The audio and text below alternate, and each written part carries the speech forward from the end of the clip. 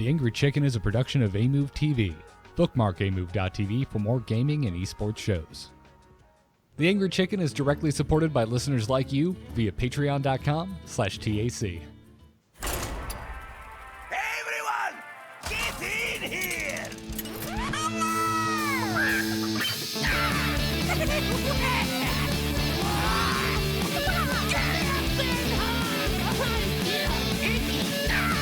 Ready for action! I've got the beast in my sight. A podcast about Hearthstone, Heroes of Warcraft. This is The Angry Chicken.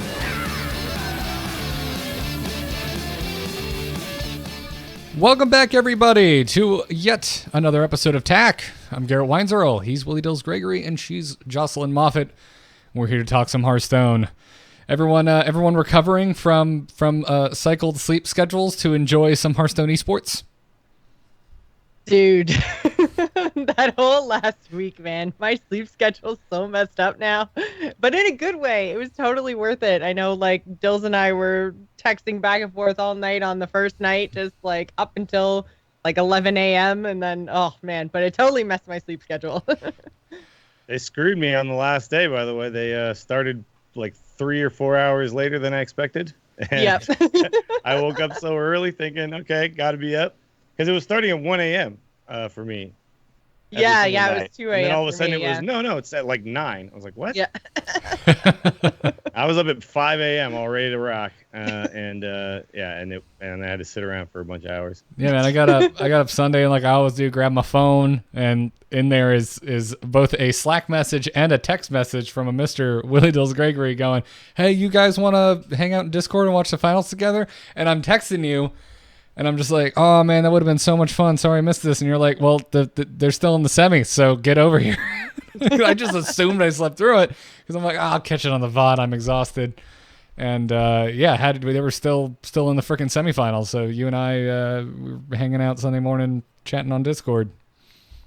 Sunday was the only day that I couldn't actually watch live, and that sucked. I was like, I didn't even get the messages from Dills because I was like, I can't even look at my phone. I don't want any spoilers or anything. I had my friend came to visit, so she stayed over on Saturday night, so I missed the live finals, but I watched the VOD in the afternoon, and yeah. Well, that's awesome. I'm glad it wasn't spoiled because they were some really, really intense, crazy matches. I'm stoked that you weren't spoiled. I don't know why this popped into my mind recently either, but I remember the other day seeing our buddy Chanman on Twitter being like, "Somehow I avoided Overwatch League spoilers. I'm watching the game now." I guess there's a lot of spoiler dodging happening at the moment, but I mean, pretty much all of HCT that I watched except for the finals was not live, and I didn't have anything spoiled for me. So perks of wildly different time zones, I guess. But yeah, it was man, what an not to just cannibal. Screw it. Let's just get into news because this is pretty much the only big thing in Hearthstone this week. Good news, everyone! I was going to say not to cannibalize our news, but F it, here we are in Hearthstone news. What a finals, guys! I mean, the final game itself, wasn't what I was hoping for, but overall, my God, what a tournament! It was, I feel like, probably the most exciting edge of my seat Hearthstone experience I can remember having in a really long time. I loved what they did where you didn't have to have equal representation between the regions, because I feel like this pool of 16 players was next level. Like, they were just all playing amazingly well. And then, like, you had people like Kalento out in the first round, and it was just like, oh my God, if Kalento's out, like, how is this even happening? Like, what are these caliber of players? It was incredible. It was absolutely incredible. Yeah, there are multiple times where I was watching and I'm like, well, he could do this, he could do that, or he could do this other thing, and then just there's something you did not even come close to seeing as a potential play happens, and that just happened time and time again. In this, I happened with you and I, Dills. I can't remember exactly what it was, but it involved a wild pyromancer where we were talking through the plays and we're like, oh wait, or that I guess is also an option. Yeah, there was some really next level stuff going on in this tournament. It was a lot of fun to watch it, and Yeah, it's funny because you mentioned Kalento. I think we're all a little stuck in the past, man. We think Kalento's still like the greatest thing of all time, but these other players now, man, like he's just another guy now. There's probably like 40 or 50 guys who are like kind of all near that level, and that there's a few people who are. It kind of seems to me like the way it works is it works in like streaks. People get really focused around different times, and I think you saw that with like Tom and Frozen, guys like Stan Udachi and stuff. Like they were lasered in this time around, and that's kind of the difference, really, right? I was gonna say you're stuck in the past. I mean, when was the last time Tom made it this far? It was like 2014. You want to talk about being stuck in the past? But yeah, like a guy like Sintalal, that's not a name that we were talking about, 3 years ago when Kalento was one of the biggest names out there. No, I friggin' so that was one of the days where I didn't really get to catch any of it, and I was catching up that evening, and I got on Twitter. I'm like, I have too much to watch. I'm gonna just ask Twitter what everyone thinks I should watch. I don't think anyone suggested anything other than Frozen versus Sintalal. And man, I just fell in love with Sintalal. It's not a player I was familiar with at all. By the end of that, like, I'm a big Frozen fan. I am very sad he did not take it all. But at the end of that matchup, I'm just like, oh man, can they both move on, please? Can we make a ruling that both these players move on? Yeah, it kind of sucked that they ended up having to face each other before the actual finals, because I actually think if they were on opposite sides of the bracket, that would have been the finals. I'm pretty sure. Dude, it was like I was having freaking Heroes flashbacks. It's like, oh no, both American teams are facing off against each other. Only one American team is going to move on. It's like, I felt that way about Mage decks. Like, right? I mean, Frozen's lineup was so crazy and different. It was nice to see that he got so far. But yeah, I would have liked to see like one or two of the other decks, like the Sinto's Mage deck, or I don't even know, Orange's Hunter, like something different, something that wasn't just like aggro Druid, tempo rogue, Highlander priest, warlock. Like I wanted to see some of those innovative lineups go a little bit further, and it sucked that they came up against each other so early on. Yeah, I mean, luckily Frozen went the distance, but yeah, Frozen went as far as you could go without winning it. Without winning, that's one of those lineups did get pretty far. That's true. But it felt like I was watching a lot of the same in a lot of cases, and so that's why it was so exciting to watch Frozen when he was playing. Yeah, but I mean, God, how many times did either of you scream watching that game against Sintalal, man? Like that final game, what? But like there were multiple times, over the course, I'm like, oh, these are some really solid games, some great next level play. But like you said, Joss, it's like, it's Warlock, it's Priest. I've seen this time and time again, and I think up until Frozen versus Sintalal, I was really just starting to feel kind of like, yeah, okay, Hearthstone's figured out. I know what Hearthstone is.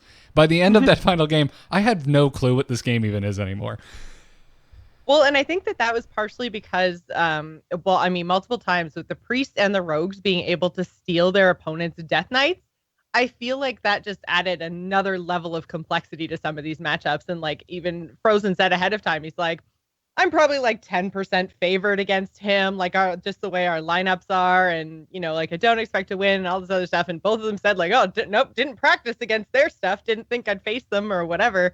And so you could just see like the concentration on the players' faces. And then it was like Priest with like Jaina and water elementals everywhere. And I was just like, damn, this is insane.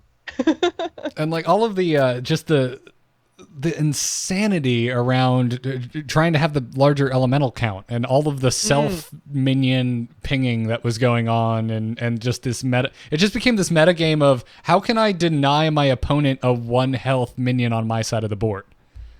Yep.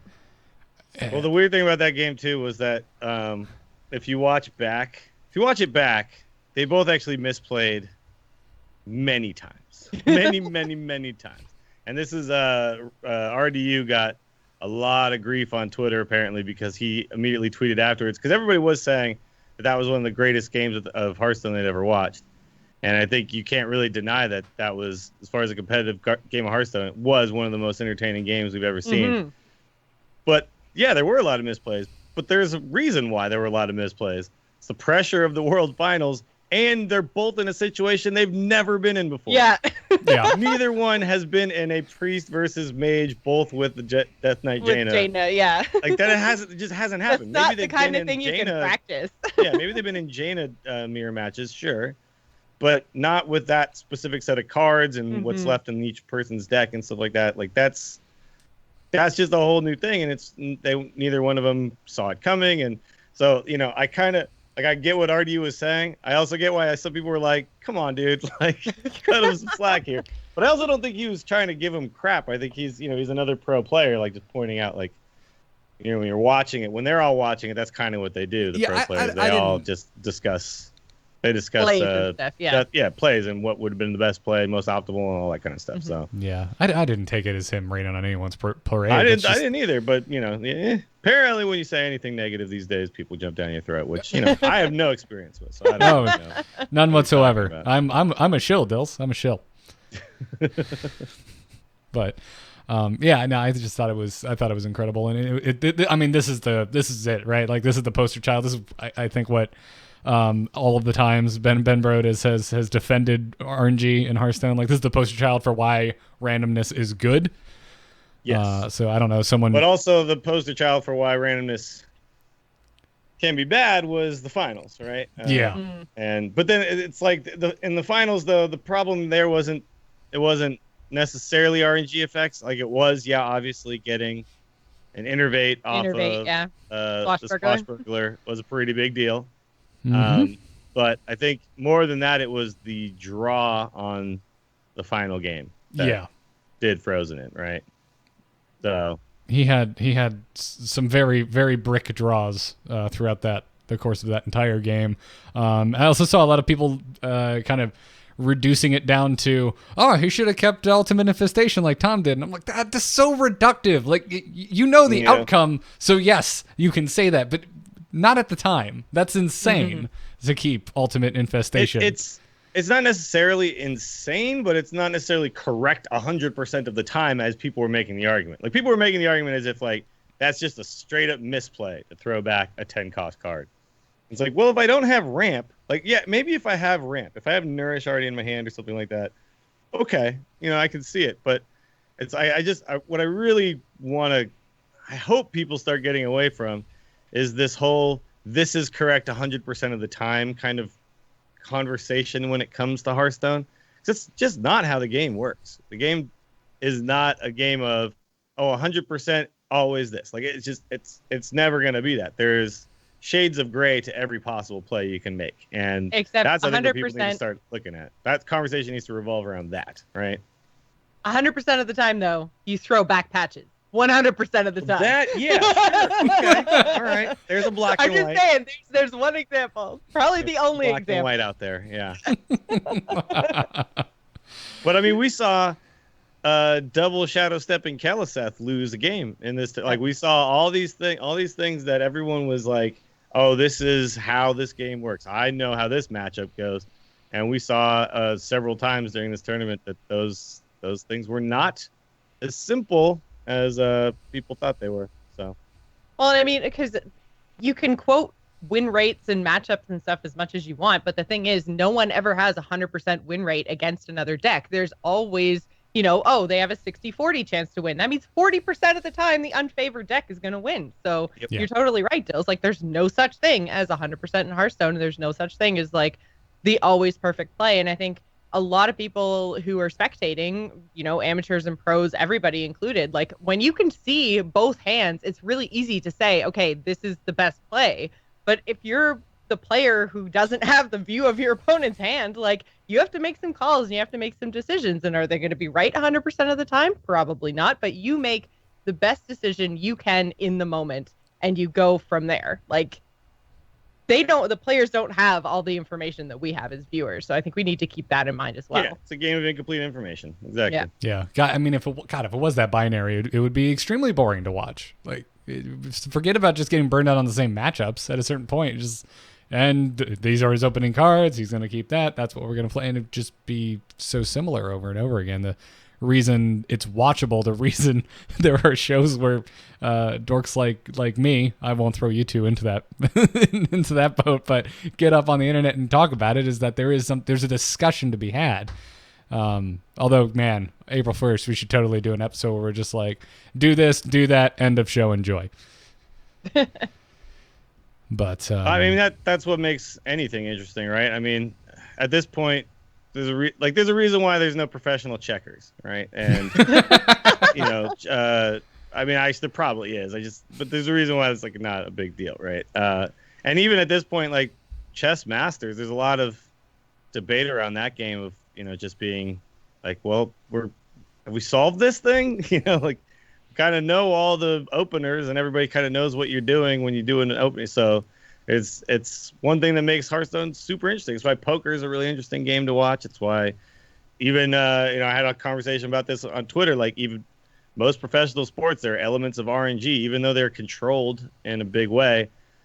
The fact that a guy hits a ball and sometimes it goes through the hole in baseball and sometimes it goes right to the shortstop, you know, that changes the entire outcome of the game, and that's what makes the game interesting. Otherwise, it's like, oh, well, that team is better, so they win, right? And that's not interesting, right? It's interesting to have possibilities, and you don't know the outcome and all that kind of stuff. So yeah, like I think if you probably play the Frozen Tom matchup 10 times, Frozen probably wins it maybe 8 out of 10 times, right?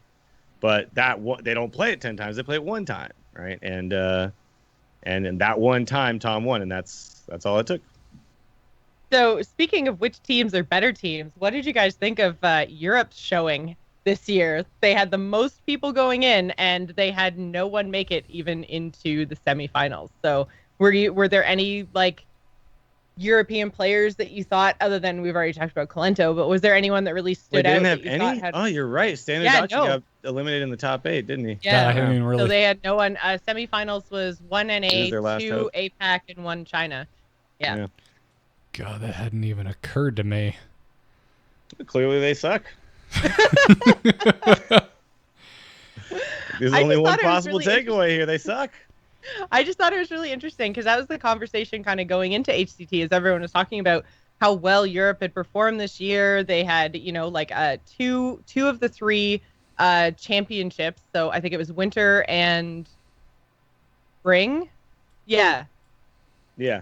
Had European champions, and everyone was talking about how well they were doing, how much they were preparing, how like this is going to be Europe's year. But I was really, really glad in the end that we ended up with a winner from outside of NA and EU. I think it's great to see an APAC winner, because it's kind of like giving the region a little bit more recognition than it's had previously. I feel like, you know, the conversation's always like NA, EU.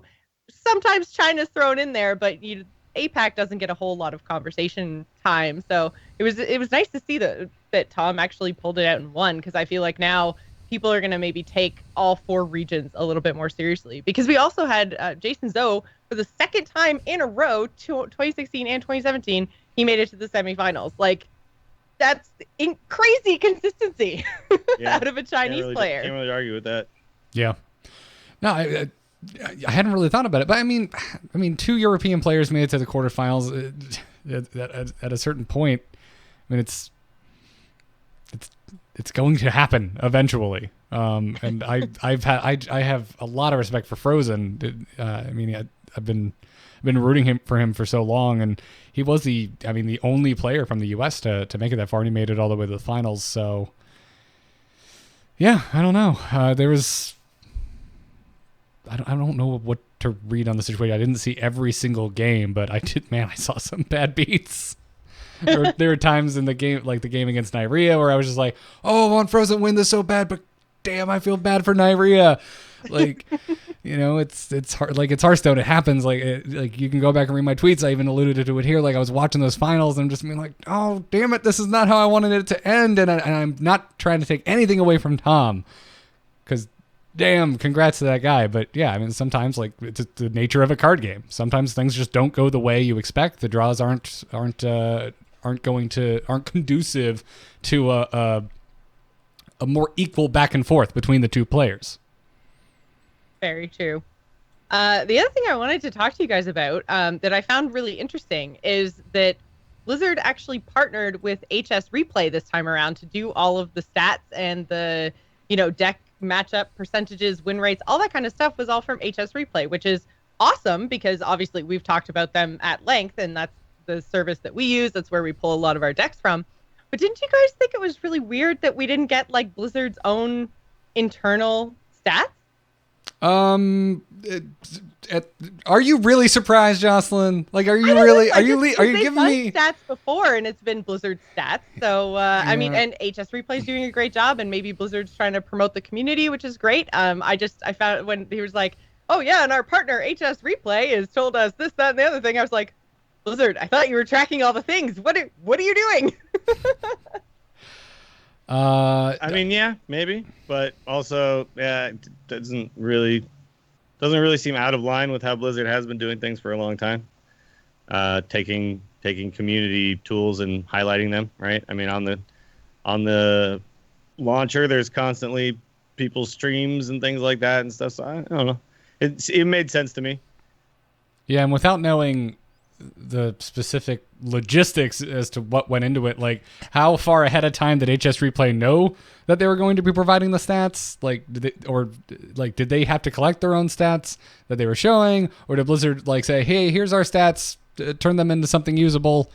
I'm not sure, but whatever the case is, I'm just assuming Blizzard thought it was more valuable use of their time to, shop this out. Well, or it's similar to like I don't know if you watch like in like pro sports. Sometimes they'll be like, the final yards or whatever brought to you by friggin' some online betting thing or whatever. It's like I think it's just a partnership. It's just a sponsorship thing, and it's just them. But you're right. I mean, they might not have been using actual HS Replay stats. They might have been using their own internal stats. They're just shouting out HS Replay. I do know like they have a team that does that stuff now. It's like J Billy B and a few other people. I think what's his name? Oh man, he's Jerome? No, it's on the tip of my tongue. He's another pro player who had a lot of really nice results a while back. But anyway, they have like a little team behind the scenes doing all that stuff. And maybe that was one of their calls too. Was like, we would like to use HS Replay. I mean, who really knows behind the scenes what's going on there? But I thought it was kind of cool. I liked it. Yeah. I get the impression that HS Replay obviously did some type of work, because I don't think HS Replay were paying for the promotion there. I'm sure that they actually did something with the stats that we were seeing. Likely, yeah. But yeah, I am not sure. They tend to talk to us since we're always so nice to them on our show, so maybe we can ask them. Although I have a feeling, guys, that there might be an NDA involved in that somehow. You don't say. Yeah. But let's as far as King of the Memes, Dills, I was watching with you, Joss. What was your reaction when freaking the confetti dropped early? Oh my god, I was just like, I didn't even know what to kind of think, and then all I could think was like, oh my god, those poor players, and especially like Frozen. I feel like it's got to be so like I don't know how superstitious he is, but like so much bad juju. Like holy crap! Like you win a game and you're up 2-0, and the firework or the confetti goes off, and bam, and then it's like, oh no, wait, not yet, and then he lost every single one after that. Like it's got to be so distracting, and it's got to be so in your head, and man, I felt so bad for both of them, really, because I mean it's just such a difficult situation when something like that happens, because it's got to make your heart race, right? And just, I think if I'm Frozen, I just laugh it off. I think if I'm Tom, I'm pissed. Well, it looked like that too. I think for Frozen it was kind of funny. He was laughing, right? Like he was kind of like, oh my god, what is going on here? But like if I'm Tom, I'm like, I'm down 2 games right now, and I'm stressed out. I'm trying to win. Now confetti falls. Really? Yeah. Like maybe it lit a fire under his ass, to be honest. But maybe, yeah. I don't know. It's hard to imagine that it had like no effect whatsoever on the final outcome of the championships, and like, who sat on the button? Like, come on, guys. God, I don't know, but yeah, when that happened. I was just like, wait, did that really just, oh my God. And the best part for me was just I'm chilling in my living room, talking with Dills on Discord, watching on the TV.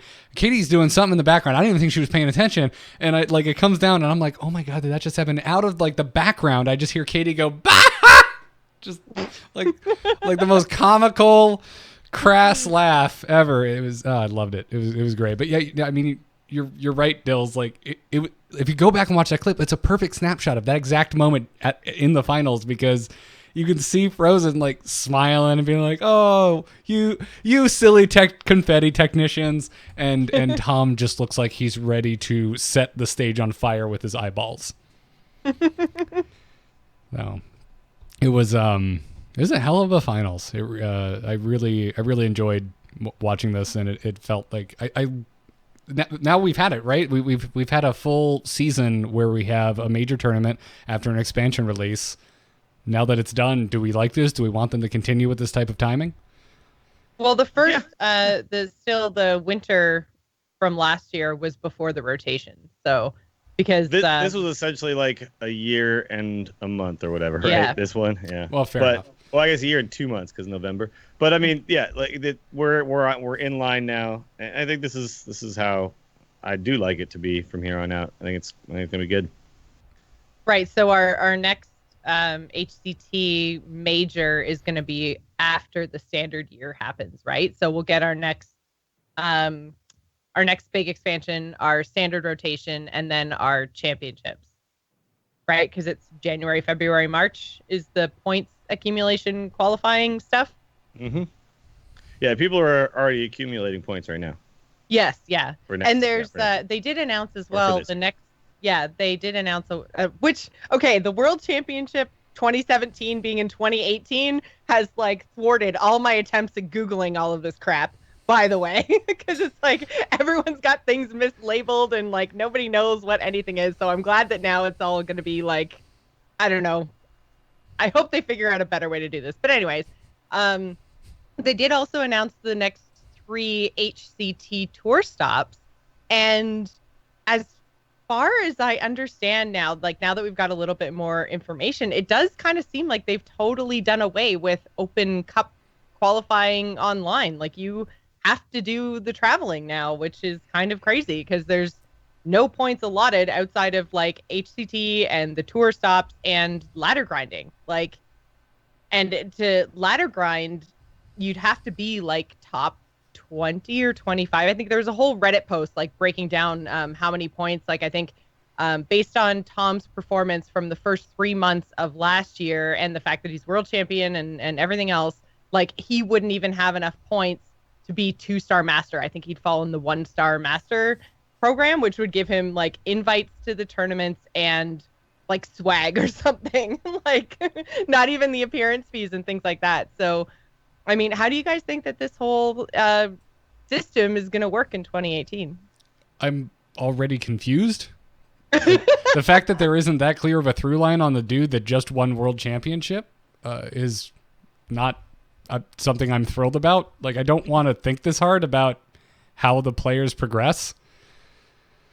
But well, it's like, I mean, they still get ladder points the same way. I think they redid some of the how many points you get for each part of ladder, but then outside of that, like you used to be able to grind open cups to get HCT points, and now it seems like you have to actually go to the HCT tour stops, which I think the ones they've announced are Germany, Sydney, and Bangkok. So if you're not independently wealthy or already a pro player with a team behind you, I feel like it's going to be kind of hard for any new players to get in and to compete. So I thought they're supposed to be online events too, though.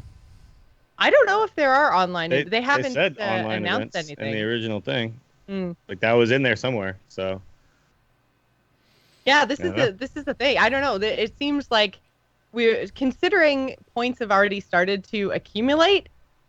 It's still very confusing, and there doesn't seem to be a whole ton of information, specifically around all the online tournament stuff. So I don't know. It just seems kind of weird.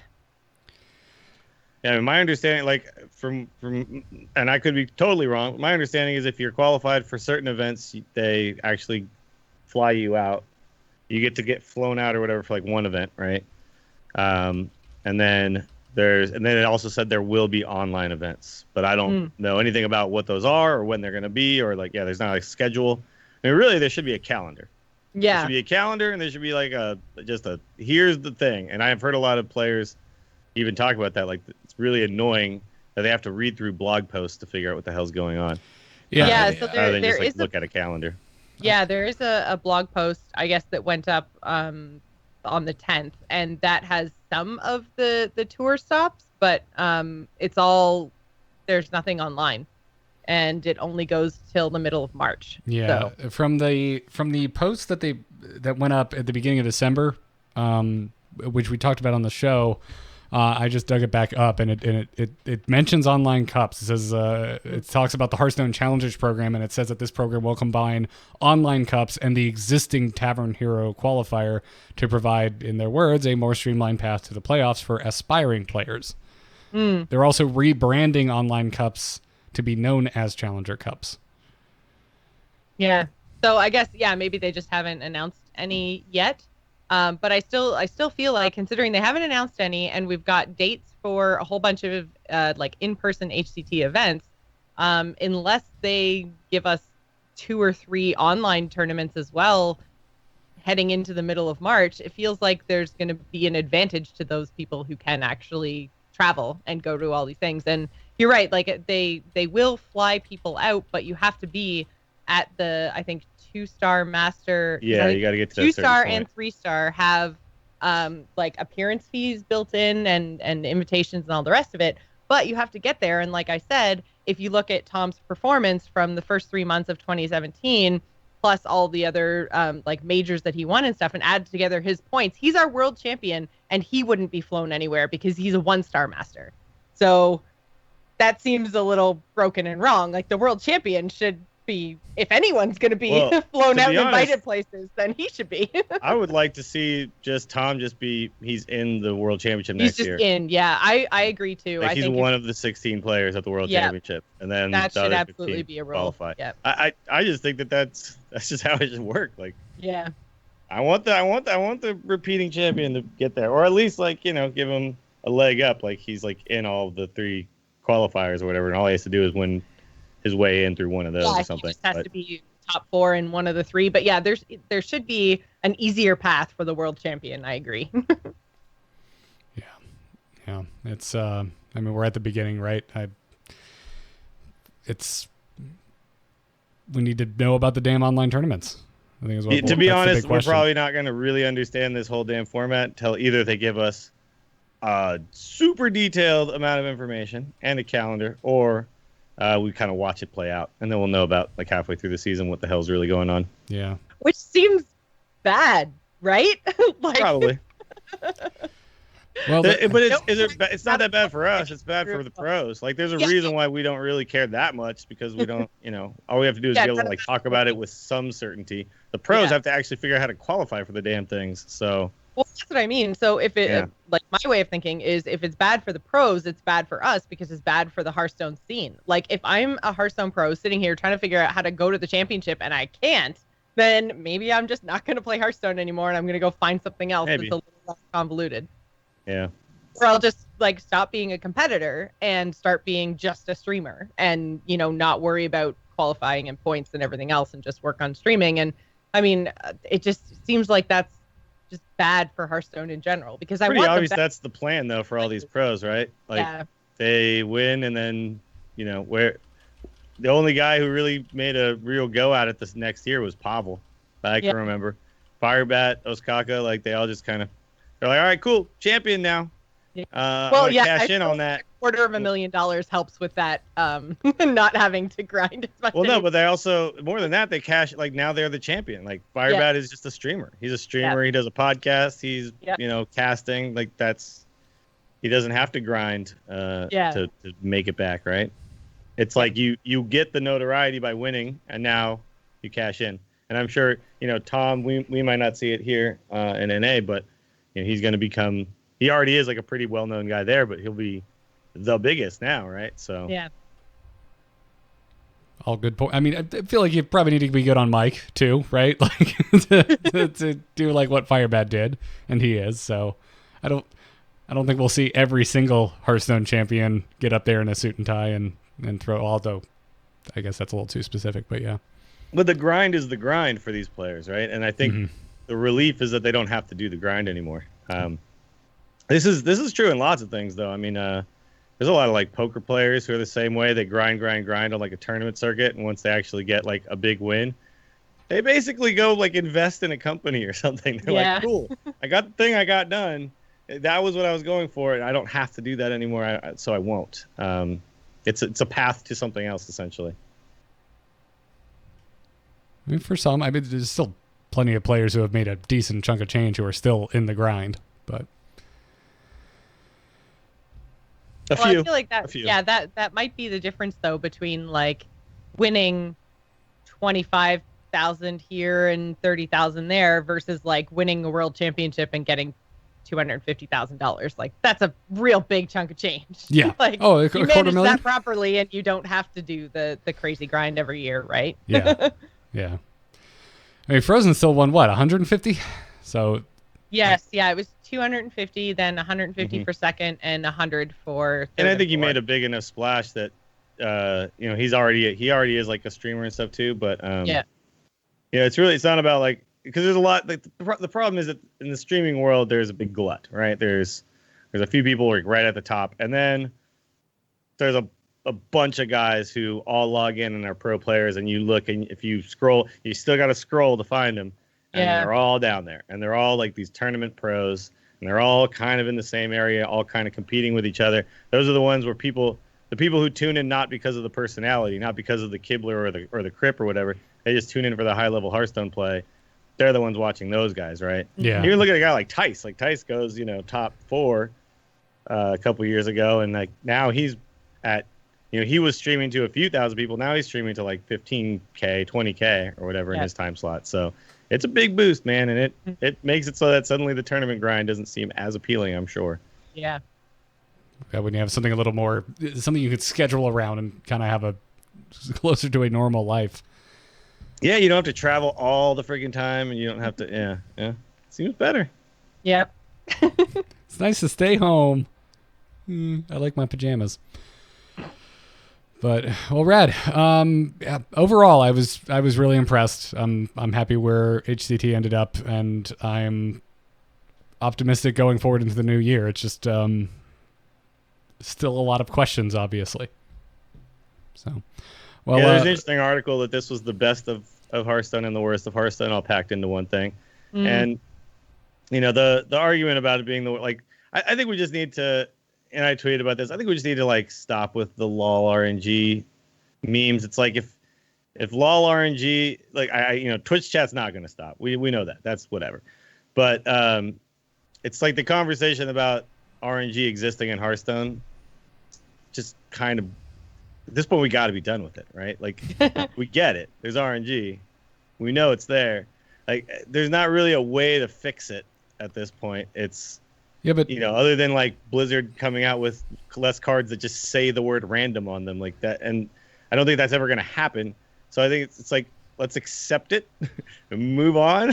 And even then, this is kind of how the game works, and like just enjoy watching what unfolds, because it's very clear to me, and I have questioned it, but it's very clear to me that skill is still the biggest factor in getting that far in something like the World Championships. I mean, we see the same names over and over again, and that doesn't happen based purely on like just variance, right? There's luck. There's something else going on, and yes, there is luck.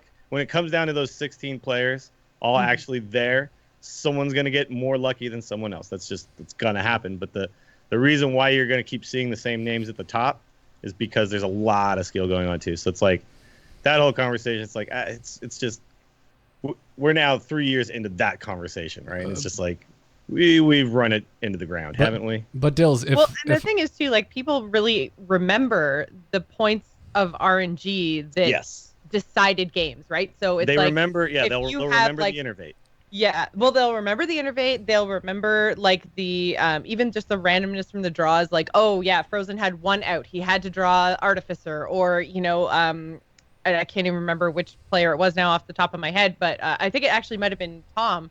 Like had to draw Spreading Plague, or otherwise, Doc Pone would have run him over with his Rogue, and then, bam, yeah, top deck Spreading Plague, the exact card he needed. Well, Frozen had to draw that little 1/2 Elemental Bro, or he would have lost game 1 against Tom. Remember? We were talking about that, Garrett. Like, he top decked the 1 card in his deck. Yeah. It was the Arcane Artificer. I think Joss already mentioned that. Yeah. It was the Artificer that was his only out in that game. Yeah, so, like, those are the kind of moments that people are going to remember and be like, oh, like, there's too much RNG, or there's too much luck, or just the people that won were the ones that had the crazy card draws. And it's like, well, but they put themselves in a position to have X number of outs or whatever, so that, it might look like random card draw to us, but really there's a whole lot of skill that put them in that position anyways. So I haven't seen any, like, you mentioned Twitch chat, Dills, and yeah, the Twitch chat is Twitch chat and will always be Twitch chat. But I haven't seen any, like, articles or written pieces about how RNG is, It's true. And if it is out there, I feel like, that's the well they go to when Hearthstone is the hot topic being discussed in gaming journalism, and they have nothing else to add to the conversation. It's the lazy crutch that you lean on when you want clicks on your timely esports article. Mm-hmm. No, that's a very good point, and I do believe that when it comes to people who are actually analyzing Hearthstone at a higher level than say Twitch chat, that conversation is being had a lot less, and that's a good thing for sure. Yeah. But it's still one of those things that, like, constantly gets brought up on, places like Twitter and Reddit and all that kind of stuff. It's just, at this point, it's kind of like it's a broken record, right? It's like, yeah, you're not adding anything new to this conversation, so we can just all. And if you don't like RNG, why are you playing Hearthstone? Like, yeah, really, or why are you watching Hearthstone? Yeah. Yeah, this is the game. This is what it is. If you don't like it, then don't watch it and don't play it. Like, go find a different game that doesn't have crazy RNG in it. If that's the thing that really turns you off of Hearthstone, maybe Hearthstone's just not the game for you. There's nothing wrong with that. There's a bazillion games now. Yeah. Just, go find one that. But go watch Smash. Like, Smash is there you go. Melee. But I don't like wave dashing. Skill, man. I don't like wave dashing, so I don't like Smash, and I don't like keeping fairies in a bottle, so I don't like Zelda, and I don't like dying to zone, so I don't like PUBG. Like, it's like, well, PUBG has tons of RNG, by the way. Well, that's what I'm talking about. Yeah. PUBG probably has more RNG. Yeah. What I'm trying to say is, like, it's a key part of the game. It is there intentionally. Yes. So.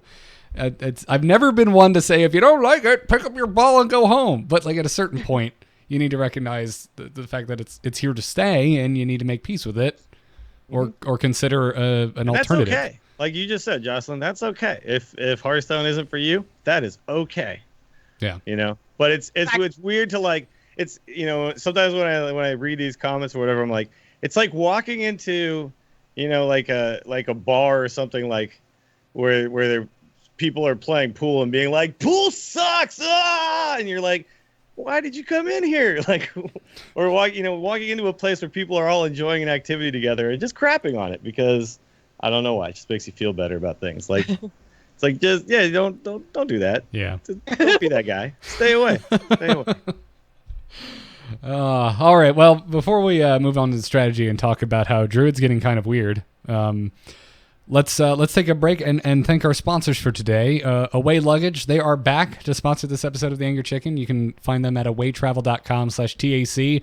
If you've somehow never heard an episode sponsored by Away before, they make awesome luggage. It's that simple, and you should go check them out. They have both of their carry-ons. They have a small carry-on and a larger carry-on, literally called the bigger carry-on. Have internal batteries, which all three of us have used to continue playing Hearthstone while traveling. If it's on your phone, then cool, you can continue to make calls, but a lot of times I just recharge my iPad, and it's fine if my phone dies. That's not important. Hearthstone's important. But they also got TSA approved combination locks, interior pressure system, or as Jocelyn, you like to call it, like a smooshing system. Yes, it's a special smooshing power. Yes, you can awesome. Smoosh the air out. Also free shipping within the 48 lower states, a 100-day return policy, and a lifetime warranty. And for you TAC listeners out there, when you visit awaytravel.com/TAC, you can get $20 off of a suitcase by entering the promo code TAC at checkout. That's TAC. We thank Away Luggage for their support. We thank you for checking out their awesome offerings of luggage. And now, let's talk some Druid. Hit it very hard. Wanna blow something up?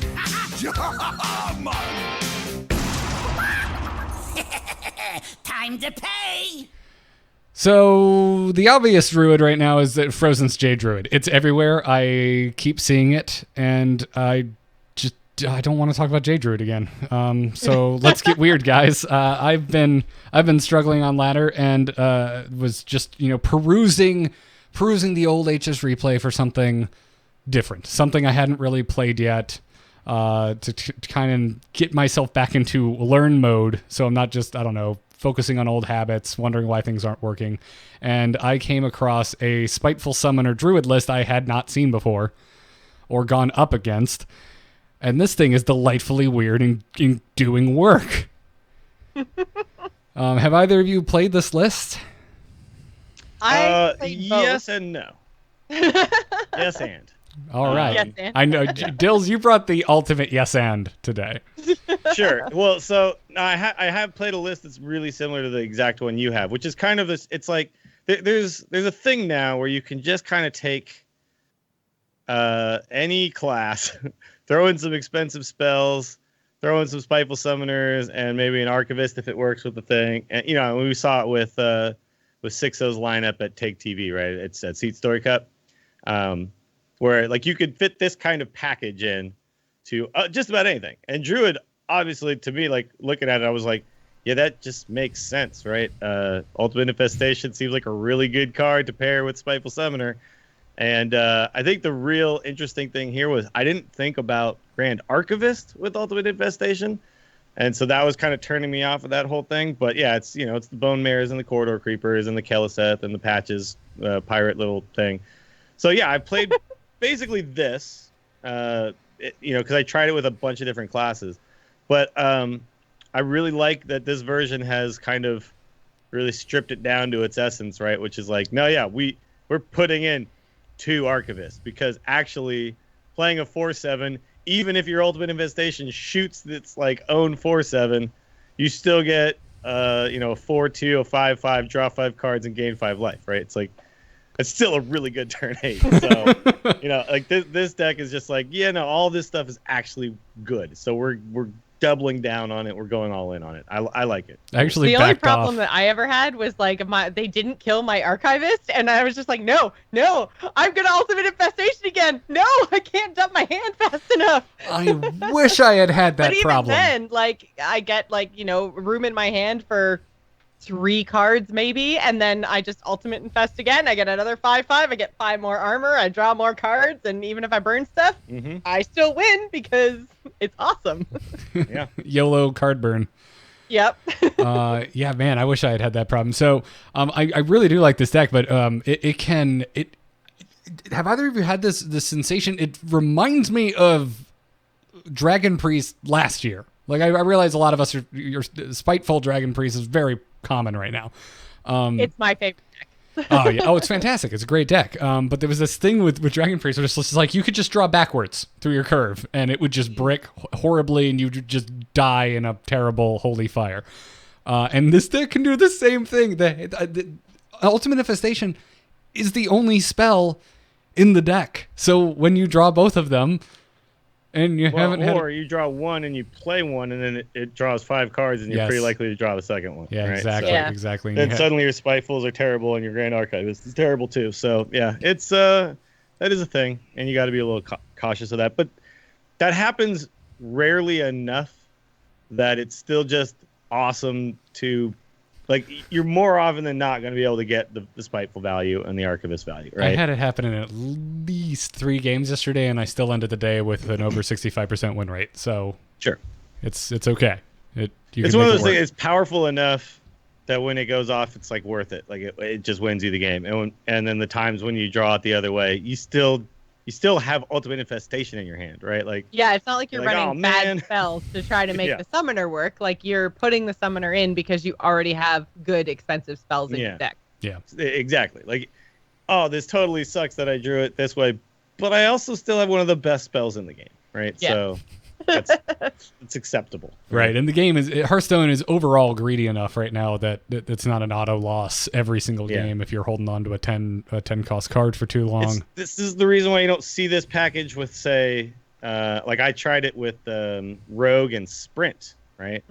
Sprint right now not good enough to just play when you just draw it, right? The reason why we used to see it in the what was the deck it was in? It was in like Oil Rogues, right? Back in the day. Like the reason we used to see it there was like at the time there just wasn't other cool ways to draw cards. So, and now it's like, no, that's not good enough. We don't care enough about that. So, yeah, but it's I was surprised by it. I don't know why, but I'm digging it more at the moment than the Spiteful Priest, at least right now. But so, Dills, you've been rocking this Cthulhu version. Yeah, so there was a video that Zalay had made about this Cthulhu version, and it was just kind of intriguing to me because that's a deck that, like, okay, I was kind of surprised Cthulhu had just gone away at all. Like, it just isn't seen at all anymore these days. And you know, when you think about Cthulhu still seems like it would be very strong. If you think about, there's a lot of decks out there that won't be able to deal with Cthulhu just as a single giant minion these days. So like sometimes you'll just be able to just play Cthulhu even when it doesn't win you the game, and now I've just got this 16/16 on the board or whatever. So I was like, all right, I'll give it a go, and it actually does. It plays similar to an aggro druid at the beginning, right? Like you're playing Ravens and Beckoner of Evils and Disciples of Cthulhu, and like you're just putting bodies on the board kind of at the beginning, and then at a certain point you just ramp into these giant Spiteful turns and stuff like that, and then you have obviously like this awesome finisher in Cthulhu. So it turned out to work pretty well for me. I think Jocelyn was saying that she was struggling a little bit with aggro, and I had a similar experience that sometimes you just get run over, and so that's why I altered the deck. He originally had 2 Archivists, and he didn't have Spreading Plague or Nourish, and so I tried putting those cards in. You could even take out the Nourish and just go double Spreading Plague if it's even a bigger problem. Yeah, I think that's still really good with Archivist and with Spiteful. So I was running into almost 50% Tempo Rogue, and the ones that weren't Tempo Rogue were either Murloc Paladin or Aggro Druid, and without any kind of early removal. And that's kind of why I prefer the Dragon Priest, or the Spiteful Summoner Dragon Priest. Just for the point in the ladder that I'm at right now, I'm like bouncing between 7 and 8, just because you have the Dusk Breakers that allow you to kind of swing the board back a little bit. And Druid, like, you just don't have that. And I found like the attack on my minions wasn't lining up to be enough to clear their minions, even if we had the same number of minions on board. So I was like never able to get control of the board again. And I was just seeing so many of these crazy aggro decks. So I feel like I need one more Spreading Plague, because I felt like if I drew it and cast it, then I was doing okay. And if I didn't pull my Spreading Plague, then I was dead. So yeah, no, that makes sense. I mean, this deck has to play on curve pretty early on for sure. Yeah. It just doesn't work without doing that. So yeah, it totally makes sense. But both lists are very similar in that way. Yeah, if you just lose the early game, you just can't ever catch back up. But yeah, and without wraths and without swipes, it just like I felt like I was just, and you can't really have wraths and swipes, right? Because you need just the big spells. So, yeah, you can't run. Yeah. So it was just a little bit awkward at times, and I lost a lot of games where like I was getting so close and I thought I'd stabilized, and then it was like I got Leroyed or like whatever.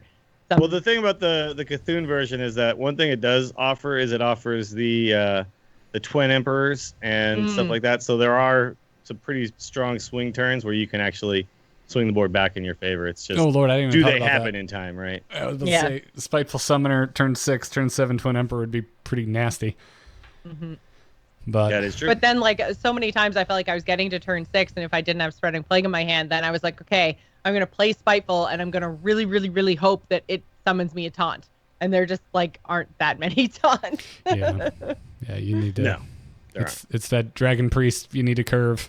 It's just like, if I can curve, I'm gonna outvalue them. But if you have one little hiccup in there, it can get out of control. Yeah, one thing about the Cthulhu version is that you don't have like the Fireflies and the Pirate package and things like that. So it is a little bit rougher at the beginning. So it's the Disciple of Cthulhu and the Galaka Crawlers that you got to rely on to get back against those aggro decks. I found though that the Galaka Crawler and everything made the Cthulhu version. I had, I think, 100% win rate against Rogue. Guy just dominated the Rogue matchup with the Cthulhu version. And it depends. So if you're seeing a ton of Rogue, it's not a bad option. Yeah, and just mulligan for because I think like the Rogue games that I won, I had one or both of my crawlers in my first few turns, and like that was awesome because then you're eating their 1/1s and you've got 3/4s, and that's just way better, and that helps a lot. But like chat rooms even saying the Disciple of Cthulhu coupled with the Druid hero power, that's fine. That does, you can do 3 damage on turn 5, but usually by turn 5 they've already done like the patches and the 3/3 make all your pirates big, plus how long can this go on, and their whole freaking board is full of things that are 3 health, and you're just like, I could do 3 damage one time, can I do it 5 times? Not really. It kind of goes to the territory. There's certainly times where it feels like you can do nothing, but there's I've had swing games too. I mean, it was the opposite. It was just, it felt like, how could I lose with the I mean, I'm not playing the Cthulhu list, but I think of the two lists, I think the Cthulhu list I preferred because it's been so long since I've played with Cthulhu, and like Old Gods is rotating soon, and it's kind of like the more interesting, more exciting, fun, version of it when you're mostly a standard player like I am, right? So like I know that when it rotates, Cthulhu's still going to be in Wild, but I don't play very much Wild, so it was kind of nice to do some Cthulhuing back on ladder, because the other thing is when you if chat room just asked this question, if your summoner actually brings a Cthulhu, so you reveal Ultimate Infestation and then it summons Cthulhu for you, it's going to be buffed just the same as your deck version of your Cthulhu is. So that's just when that happens. Normally when a Cthulhu comes and you're not playing a Cthulhu deck, you're like, oh man, I got a 6/6 instead of something super awesome. But then it like comes out from your summoner on turn 6 and it's like a 14/14, and you're just like, boom! Drop the mic. Yeah. Yeah, that's the one time you're excited to see it, right? Yeah. I didn't know that. I haven't played around with the Cthulhu list, so I would have heard the Cthulhu voice line and just started despairing, and then been like, oh damn, he's buffed. I want to try this now. It's really fun. I cool. enjoyed it. Yeah. Yeah. And I think playing around, cool it can be powerful. Yeah. So it can be very powerful. So I think I just need a little bit more time, and I think I might swap out at Nourish for that Spreading Plague, and that might make all the difference. I put the Nourish in because one of the problems I had with the deck was that sometimes I just needed to draw some cards, or sometimes I drew the Ultimate Infestation and I needed a ramp and actually play it, right? Yeah, because that's the other thing that's missing in this deck compared to, normal Druid decks. For so long, it's been like double Wild Growth, double Jade Blossom, and that's, like Druid's ramping like crazy, and double Nourish, right? So this deck has the Greedy Sprite, and yours has the 1 copy of Nourish, and that's it. There's no other ramp in this deck. Well, there's Mire Keeper too. Yeah. Oh, Mire Keeper, yes, that's right. All the ramp is minion based, basically. It's minion, yeah. And the Greedy Sprite I was finding too when I played it on turn 3. That was another thing that was getting me like run over by aggro, is I was just like, I need to ramp, but I also need to try to contest the board, and I play a 3/1, and then the rogue just hero powers it down and laughs at me. So yeah, that could be a problem. Yeah, so I don't know. There might be a couple of changes and tweaks to this deck, but it's super fun. I love the Cthulhu package in here. I don't think anybody spent a lot of time figuring this deck out. Zalay just kind of posted it like, I think this is a cool thing, and there's definitely probably a more refined list out there that would be way better. Yeah, I backed off from the double Grand Archivist and the non-Cthulhu version. Just seemed a little unnecessary. Plus, I was seeing a lot of priests, so I threw in a second Scalebane. But I think there's room to tweak. But these are fun, and so if you're bored out there with your Violet Teachers and your Jade Druids, maybe take these out for a spin. Yeah, Use they're this at least they're summoner fun and pack to they try. can compete. They're not Yeah. top tier. These are not top tier decks. So like sometimes we go over the tippy top tier stuff. Today we're kind of going over some alternatives to that. I think we all know what the top tier decks are at this point. Yeah. Aggro But Paladin these, is yeah, these are really fun, and they still do perform. I mean, even with the losses that I had to aggro, I was still over 50%. So yeah, it's rad, man. There's some cool stuff in here. Before we move on to crazy game stories and emails, let's thank our patrons supporting us over at patreon.com/TAC. You 400 plus bosses, you. Yeah. So many bosses. I'm sorry I collected them late today. Let it go, please. Anyway, this episode, I want to thank Andrew M., Bill C., Alex D., Jacob W., and Alex C. As we mention every show, if, somehow you're listening to it and you don't usually, this is the best way to help out the podcast and support the three of us. So if you like the Angry Chicken, if we're giving you some value and you want to give some value back, check out the Patreon. Now let's get crazy with some crazy game stories. Has the whole world gone crazy? You're in trouble now. You got it!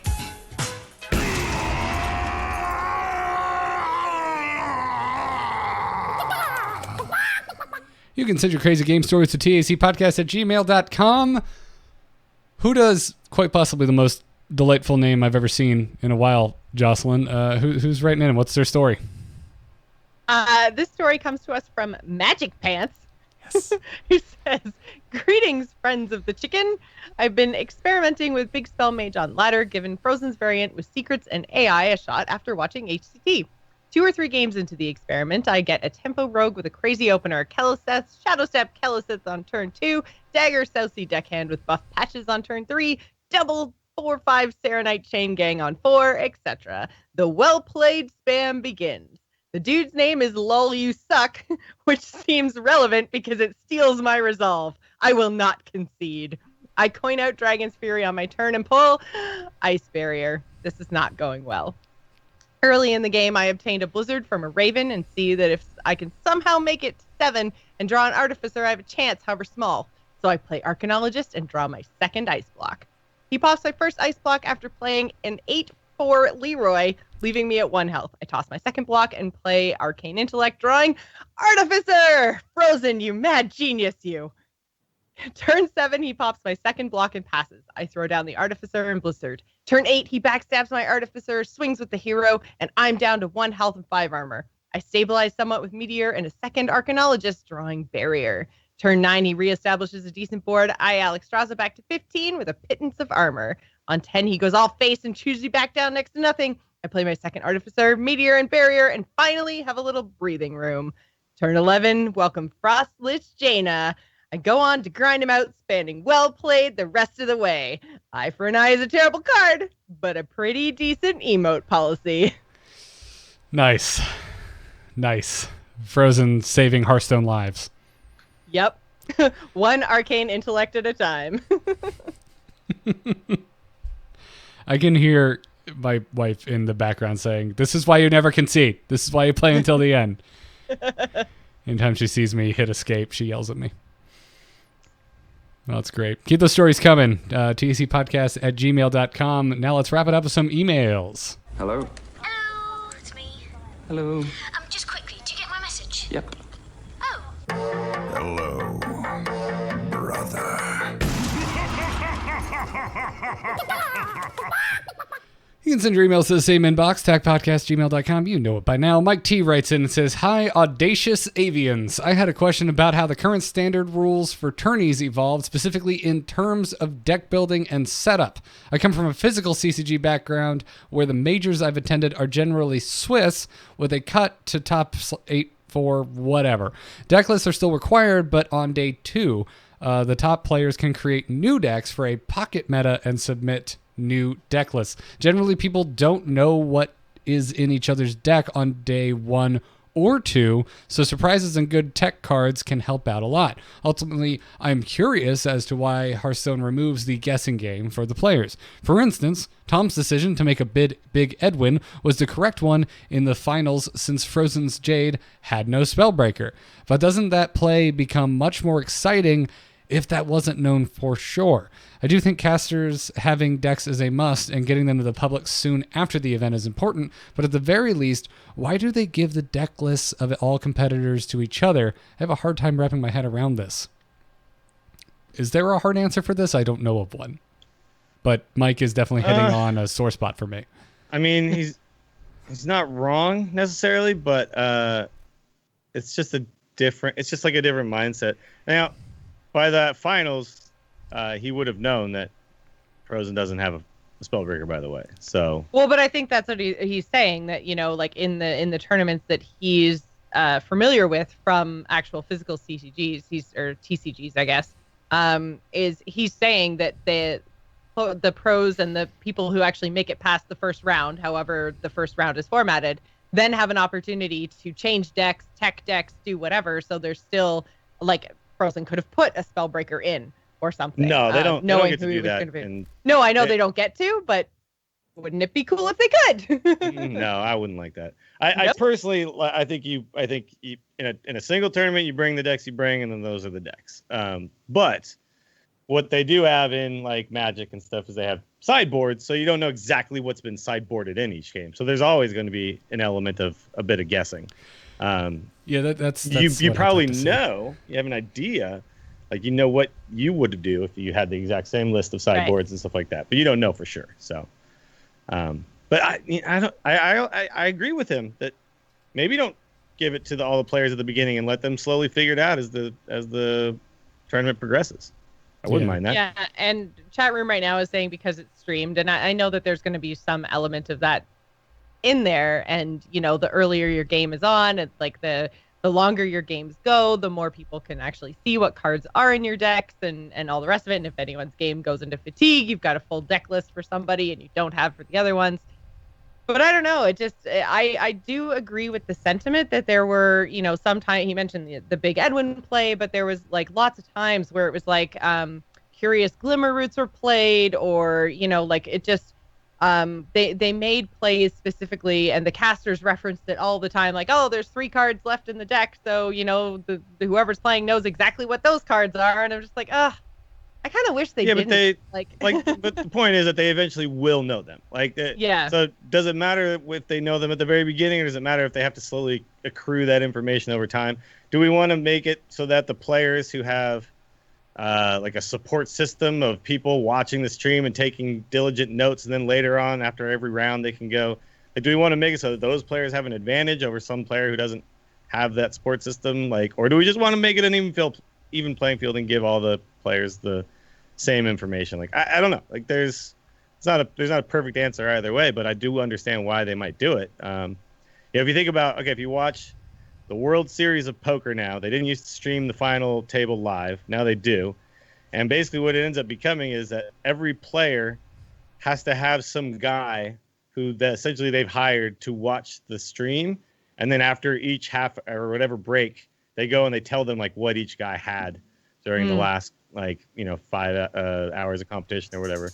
And so suddenly all these guys have this information, but they just get it in a different way, and it just kind of comes over time rather than just all at once. So to me, it's like a small thing that doesn't necessarily make the tournament worse or better to watch, but they could go either way and it wouldn't bother me, right? It's it still works either way they do it. Right. I think without any large changes to the overall tournament format, I prefer the way it's done now, which just, as you said, they're going to know eventually, so let's just even the playing field from the get-go. But I would love to see sideboarding just at some point. That might make the difference. I feel like even if all the sideboard stuff was known ahead of time, if you were just like, okay, this is my Jade Druid, and you get 3 tech cards, and these are my 3 tech cards, even that would be enough, I feel like, to just mix it up a little bit. And because I do miss that, as Mike called it, I do miss that little guessing game, that little piece of uncertainty. I think it is kind of important, and is the game that we play every day on ladder, right? We never know what we're playing against exactly. We have good ideas, but there's still that little piece of the unknown, and I think it was really missing. And I don't know if it was the casters mentioning it more often or something, or because we do have cards like I mentioned, Curious Glimmer Root, where some of that unknown factor is just lost. And it seemed like this time it was much more prevalent than it has been in the past. Because it's not like this is the first time they gave they made the deck list public ahead of time, right? Like, but for some reason it seemed like in the forefront for this time. I don't know why, but that was just how I felt watching. Yeah, to a certain degree. I think I'd be more on your side of the fence if there weren't just so many similarities between the field of decks. Yeah. It's like, for the most part, like, you play Curious Glimmer, what are you playing against? Tempo Rogue? You probably know what's in the deck. Yeah. I guess it would have been exciting, like, the first time it happened against Frozen's Mage, and they see a Violet Teacher, and they're like, there's no way it's Violet Teacher, and they don't pick it. But that's the only time in the whole tournament that would happen, because after that game, everyone would know, oh, shit, he's got Violet Teacher in his deck. Yeah, exactly. That's the thing. It's only going to matter for the first round, but really. Yeah. Now that I say that, damn it, that does sound like a really fun, like, one-off moment. So maybe, I don't know. There's definitely merits to both sides. But there's merits to both sides. But again, like I said, like, there's merits to both sides. So we can't sit here and say one way is definitely the better way, right? I think that's fair. I don't want to go down the whole rabbit hole, but I would also like more competitive formats that reward deck building a little more. Arena. Hey, an arena, competitive arena would be pretty sweet, guys. Please and thank you. That's a rabbit hole and a half, Garrett. That's all right. I'm ending it there. We can move on to the next email brought to us by who, Dills? Next email. Hold on. Wait. Oh, wait for it. Oh, Rabbit Chicken says, greetings, fellow chickens. I've been playing since beta, so this issue doesn't relate to me as much as others, but recently my son has shown interest in the game, and the grind to build up a decent collection is an issue with many expansions. You either drop some cash on packs or grind as much as possible and slowly build up your collection. Mainly wondering why Team 5 won't do price cuts on older expansions for new players. Even some older players be able to collect cards from the previous expansions easier. Of course, adjustments would have to be made, like Disenchanting would give you a portion of the dust based on the level of the discount, so that you can't buy a bunch of old packs, dust them, and then craft the latest cards at a discounted price. What are your thoughts on how Team 5 can handle this part of the new player experience better? And this is the thing that we constantly talk about. It's like, how do you make it easier for new players to gain their collections faster? And obviously, there's many things that could be done. I mean, this is your option is one, although I don't think it's the option that Blizzard would ever consider.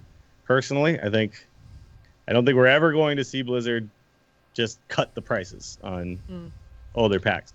I would like to see them up the dust for disenchanting certain things, right? Because it feels really bad to like disenchant a bunch of epics and only be getting like 100 gold per or 100 dust per, and then having to craft one for 400. It's like just feels really bad. The ratio there is off. Yeah, I'd like to see that. Rewards for dungeon runs, I think, would help new players grind up those things. But we don't need to get back into that, obviously. And I do think that upping rewards for other activities just a little bit, right?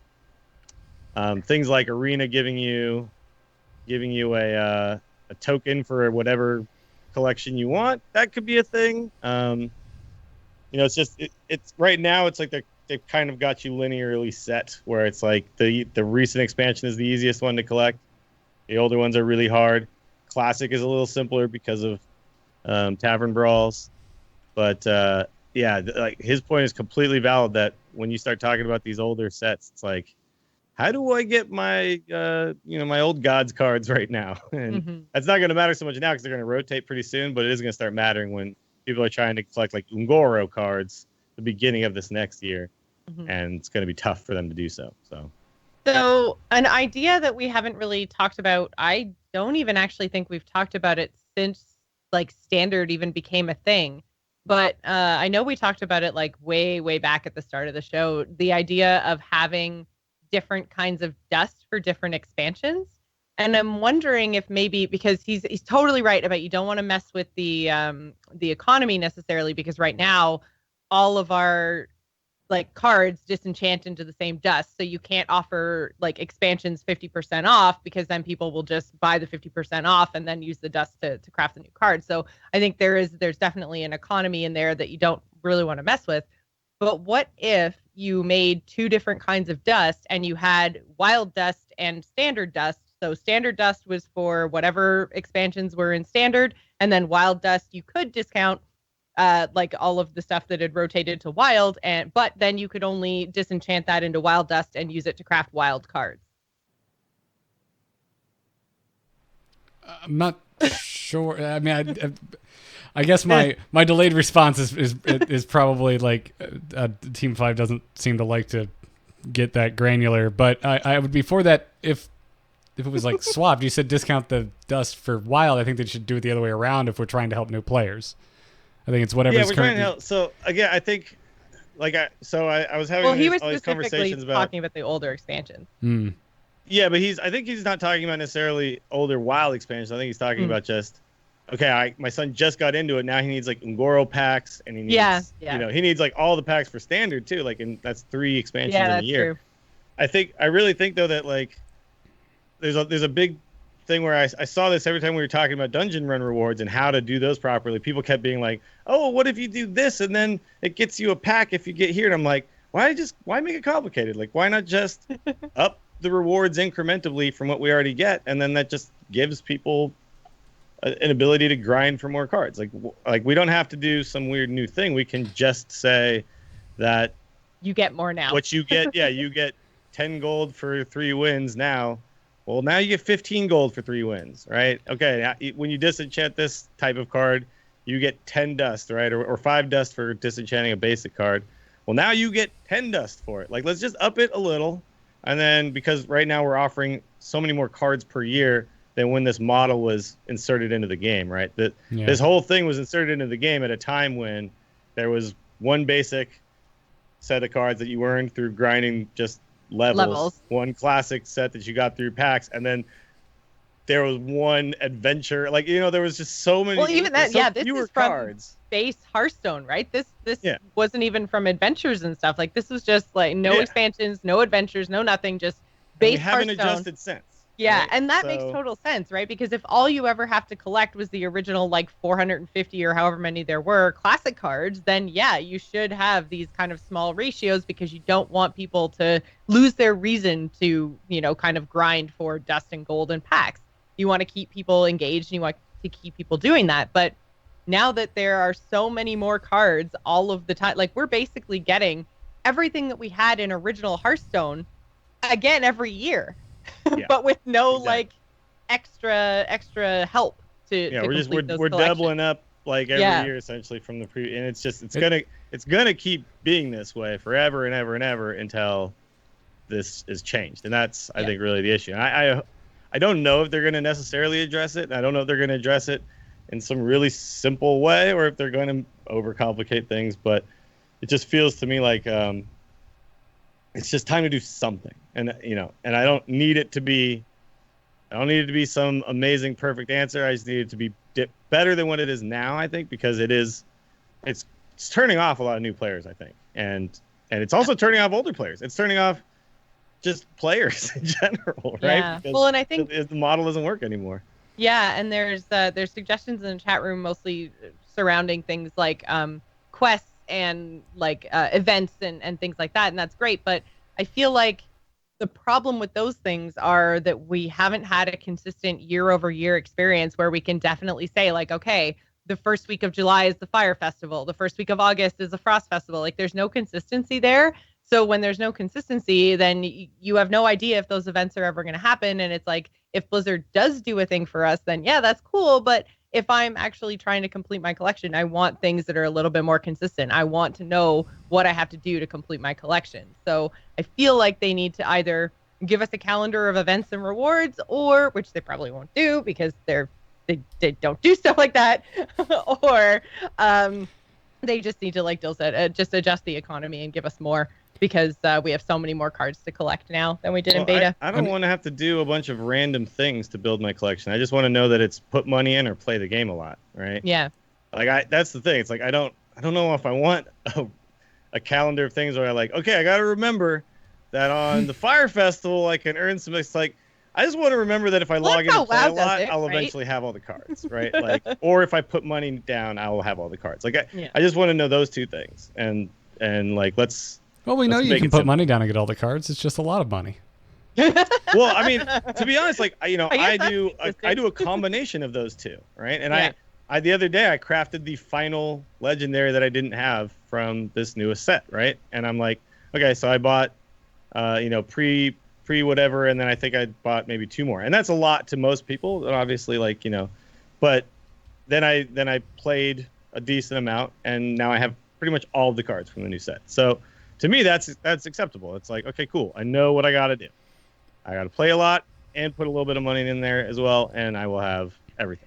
Yeah. I just don't want to know. I don't want to know anything more. I don't want to have a bunch of other information. I don't want it to be as complicated as being a pro player and figuring out how to qualify. How to qualify for championship. championship. If I play a lot, I will end up with cards. Yeah, I don't want to have to make my chore list of things I have to do to maximize my card collection growth in Hearthstone. I want to just play the way I want to play and hopefully grow at a similar speed. But I mean, at the same time, I feel like it needs to be pointed out again. This is not me. This is not me. Internet saying I don't want rewards or more rewards or anything like that. It's just at the end of the day, adjusting the economy. It should be something we expect to move at a glacial pace, because once they increase that, there's no going back from that. You cannot. If you every 3 wins they upped it to 15. They could never turn that back. We talk in other Blizzard games, even, especially with balance, about dials. What things where they're trying to balance their game are on dials, factors that they can just tune up and tune down. The problem with an in-game economy is the second you tune it up, you cannot tune it back down, or you have a full-scale in-game riot on your hands. Yeah. So I don't think that's necessarily a good excuse, especially I'm sure they're monitoring this type of thing. But it's a factor. It's something to keep in mind, and why is because I wouldn't mind personally if they're like, we're gonna just try upping it to 20 gold and we'll see how that goes. And I'd be fine if they're like, this is a little too much, we're gonna back it off to 15. I'd personally be okay. But you know what the top 5 posts on Reddit that week would be? Yeah. Yeah, why'd they turn it down? Yeah, exactly. Yeah. The thing is, though, I think right now there's what I believe is a reasonable expectation that's not being met, right? And the reasonable expectation would be that if I am a free-to-play player and I play every day, I should at some point be able to earn at least a deck, right? I think right now the problem that a lot of players are having is that's not actually how it works. Like, you can play every single day and never, ever make a single competitive deck if you're truly free to play. And and you'd especially have a hard time even grinding your gold for your wins, because if you don't have a competitive deck, you're not going to get those wins very quickly. You can't get your 100 gold or whatever. 2 hours to complete a quest where you need to win 3 times with a class you don't have a deck for, right? And I think that's really, like, it all kind of compounds itself to the point where then a new player just like bails on the game, right? And we don't want that to be the case. So, like, if you want all the cards, you should not. There's not a reasonable expectation if you want all the cards that you are a free-to-play player. That doesn't make sense in my mind, and I think that's Blizzard shouldn't, aim for that, right? Right. Like, if you want all the cards, it's not a good business model, right? If every single free-to-play player can have every single card, that's a terrible business model. No one would spend any money because everyone would be free to play. But if you want to be able to win sometimes, I think it's definitely reasonable that you can do that without putting any money down in a game that advertises itself as free to play. Yeah. Well said. Joss, who's our final email from? Last one comes to us from Braden G, who says, well met, crotchety. I always get this one wrong. Capon? I'm just going with that. I recently got back into Hearthstone soon after Frozen Throne launched and have been enjoying the game once again. My question has to do with the scheduled rotations for older expansions, in this case, Whispers of the Old Gods and Gadgetzan. And this is probably the most controversial thing we're going to say today, and it's not even my words, but Braden says, to me, it feels like Gadgetzan didn't have too long a life in Standard since its release in 2016. So my question is, what benefits or downsides do you see with rotations happening on a per expansion basis? For example, Old Gods would rotate with the release of the first expansion in 2018, and Gadgetzan leaves once the second is released. This would give those later in the year expansions a little longer life cycle and allow newer returning players to experience some of the standout decks. I keep hearing about Rizaka's Priest and would like to try it, but at this point it doesn't seem worth my while to craft the necessary cards or to buy those packs. Granted, this is mostly my fault for taking a break from the game for so long, but I wondered what your thoughts are on this. So I think we talked about this when we first talked about Standard, right? And I mean, there's still constantly confusion when we get the last expansion, like when Kobolds and Catacombs launched, everyone was like, "Oh, so Old Gods is rotating out now." No? Like the rotation happens in April. Pay attention. I feel like Violet teacher. Pay attention, class. Yeah, But yeah, what do you guys think now that we've had a couple of rotations, now that we're coming up on the next rotation in 2018? Like, I wanted to. I know we're all looking forward to Gadgetzan leaving, but clearly not everyone is. Is there some merit to rotating one at a time? No, I wanted to rotate faster. Like even faster. Get Gadgetzan out of here like a month ago. Like more change all the time, please and thank you. I'm on the complete opposite page from Braden here. Just specifically because of Gadgetzan, or do you feel like in general, like you like the three at a time? And Braden's not alone. I've seen the sentiment before where everyone was like, well, it's unfair that, whatever comes out later has a shorter amount of time. And I don't know. I guess if you truly don't like Wild, I can sympathize with that. But if you're just ignoring Wild or treating it like a second class mode and you haven't tried it, go play Wild. It's wonderful. And Razaka's Priest is fantastic over there. Your cards will still be playable for a long time. Right. But I think it's fine, and it's a good story. And think about how it all tied in to the finals we just had. Like, it was the year of the Mammoth Finals, which, by the way, how they should brand it so you can actually Google the freaking thing. They should brand it. Yeah. Next year should be Year of the Unicorn, HCT, Year of the Unicorn. Yep, that works too. Yeah. We're starting up the campaign again, guys. Hashtag Year of the Unicorn on Twitter. Yeah. We will get the Year of the Unicorn. Yeah, call it that. Don't call it the year, especially when it's not taking place in the damn year that you put on the title. And also, when your finalist is Tom with a bunch of numbers, just call him Tom. Just call him Tom. Don't make the innkeeper say all those numbers in his voice. It's no good. But yeah, I mean, I really only sympathize with it if you legitimately don't like Wild. But beyond that, I think it's again, me and being reductive, but I feel reducing Wild to just being like, oh, the cards aren't in the game anymore. They are. There's a whole other ladder you can go and play with any card that's ever been released. And I don't know. I really enjoy Wild, and I really enjoy the change in Hearthstone from 3 expansions just going poof.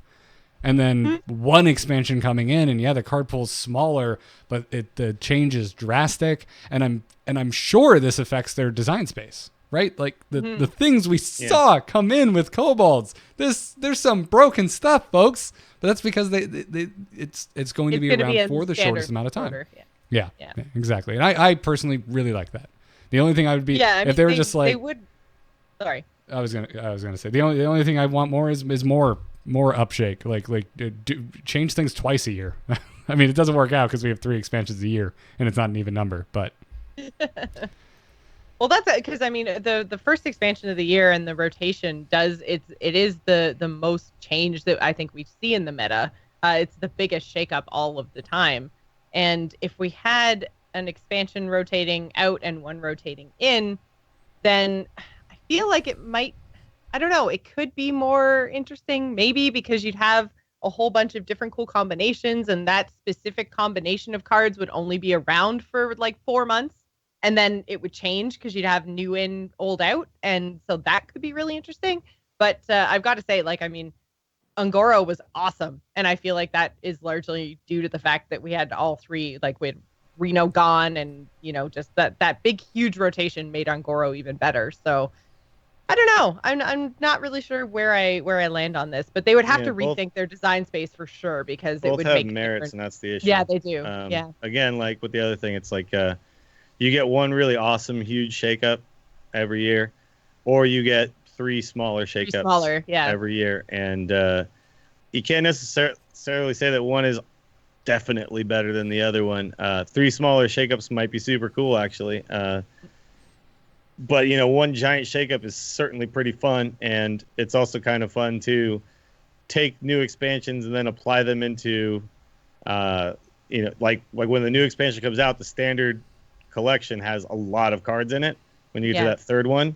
So it's really interesting. Like, you kind of get these, each one is a little different, feels a little different than the other, not just based on the new cards, but based on how it's being added, like what percentage of the standard meta it makes up, right? So, like, The first one's like, oh my god, biggest gigantic shakeup ever. The second one is like, wow, new cool stuff. Okay, maybe this makes new archetypes.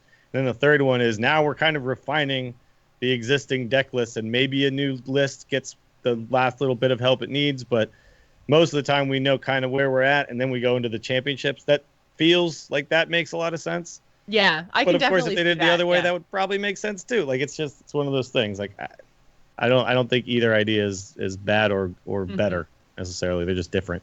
How do you feel about how it plays into esports and their scheduling though? Because this actually seems in service of esports, which normally we're on here talking about how ladder and nothing else in the game seems to care that esports exists. What do you mean doing it this way instead of how we currently do it? No, the way we currently do it. The way we currently do it. Yeah. Seems, Well, yeah, I mean, that's what I say. It kind of leads into the World Championship each year, the way it currently happens, right? Yeah. Like what you said, this is the year of the Mammoth Finals, right? And like, so instead of there being the year of the Mammoth, instead we'd have like every 3 months would be a new year, or every 4 months would be a new year, right?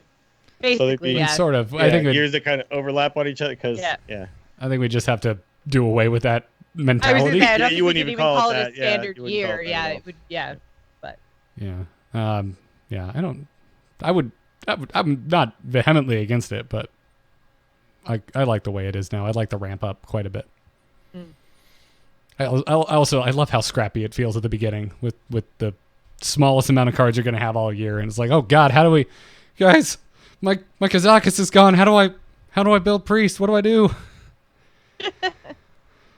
But we'll see when we get there. But yeah, I don't know. I'm always down for experiments, as we mentioned earlier. I would love for them to experiment with how much gold they give us, and sure, why not? If they want to experiment with this, go for it. But it seems like a large leap of faith on their part, which historically we haven't seen Team 5 make. So I think it's gonna wrap it up for this episode. Thank you for the emails, everyone. A lot of good discussions being had today, courtesy of our community emailing in. So keep them coming. tacpodcast@gmail.com. Thank you again to our patrons who are directly supporting all three of us in making this podcast over at patreon.com/TAC. If you dig the show, go over there, check it out, give whatever works for you, $1 a show, $2, whatever it is. We would also accept $500. It's wonderful. Thank you. You can also don't let us put limits on you. Yeah, don't limit yourself. Hearthstone has whales. Why can't we have whales? Also, if you like the show and you listen on iTunes, drop us a 5-star review. That also helps the show out. Huge thanks to our producers, by the way. Thank you to Declan H, Michael N, Sean C, Johnny S, and LVE. Thank you. And check out the whole back catalog of Angry Chicken on amove.tv. There's links over there for YouTube and all the other places you could ever want to catch this. We're usually live Tuesday nights at 4 p.m. Eastern time on twitch.tv/amovetv if you want to come and join our lovely chat room. You guys have been great today. And around the table, before we leave, Dills, where can everybody find you? Check me out on Twitter. I'm at Willie Dills, and on Twitch, twitch.tv/Willie Dills as well. Jocelyn? Hi, find me on Twitter and Twitch. I'm at Joss Plays. You can also tune in to the latest episode of Convert to Raids BattleNet Sports if you want to hear me doing a rundown of HCT if you didn't get enough of me talking about Hearthstone already today. Again, that is the Convert to Raid BattleNet Sports podcast that just launched within the last month. So thank them so much for having me on because I love doing it. It's super fun. Rad. I'm on Twitter at Garrett Art. Everything else is at amove.tv. A new Embrace of Spoilers will be going up this week with Jocelyn and myself spoiling the new Jumanji, which I'm looking forward to talking about. Everything else is over there. I put out a new Angry Nerd. And check out my graphic design portfolio, nomoonart.com, if you need a graphic designer. That's going to wrap it up for this episode. Thank you all for tuning in. And until next time, job's done. Job's done. Job's done. Yes! There was like a little hesitation on your jobs to the done.